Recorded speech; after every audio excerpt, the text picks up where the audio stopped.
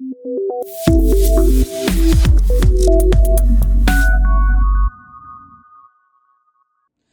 in the final subtask of the password generation project, what we'll be doing is that we'll be adding the generate password function, and we're going to integrate it with the user input and get the final program. So first what we're going to do is we're going to import the random and string modules from Python, and then initialize and give value to the string of alphabets, and then similarly for the number string and the special character string. After that, in the user input function, as I explained previously, we're going to take integer input for length, and similarly boolean input for use special characters, and boolean input for use number.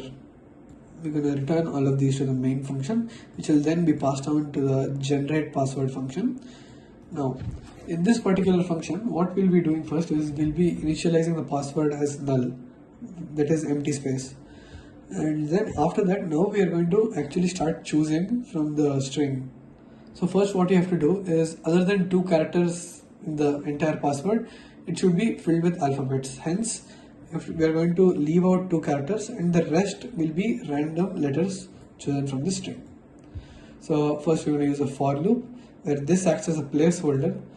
We have used this as a placeholder because we don't really need to calculate or track the iteration.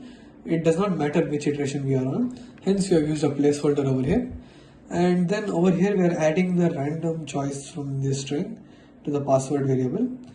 And after getting the length minus 2 number of characters in the password, then we are going to check the use numbers boolean. So if the user gave here that yes, they wanted to have numbers in their password, then it would give output as 1, because we are comparing it with yes, and after getting the output as 1, so it's going to check over here if use numbers, which basically means if use numbers is true. In this case, which I told, if I had chosen yes for use numbers, which is true, it's going to execute this block of code. It's going to add a random number from this string. Or else, let's say I give no for use numbers, and then it's going to add another letter. Similarly for special character, if I gave yes for special character, it's going to check, and if this comes out as 1, then it's going to add a special character, and if this comes out as 0, which is basically else, then it's going to add another letter, and then it's going to return the password, which will then be printed. So the main function, this is where we get the input from the user input function, and this is where we keep the generated password, and here we are printing it. So let's see the outcome of our entire project. I'm going to enter the length as 8, and I'm going to just yes for special characters and no for numbers. So I've gotten this special character tilde and rest all our letters. Now let's try once again, but this time I'll give no for both. So I've gotten a password filled with letters. So let us submit and see if this passes all the test cases. So we have passed all the test cases which are required, and hence this project is done.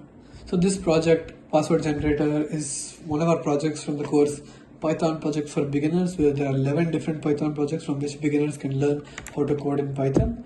And yeah, if you came here from YouTube, maybe head over to CodeChef yourself, try different courses, dev journeys to learn coding and become better at it. And if you're already on CodeChef, good job diving into the solution. Keep going with the next task, and happy coding.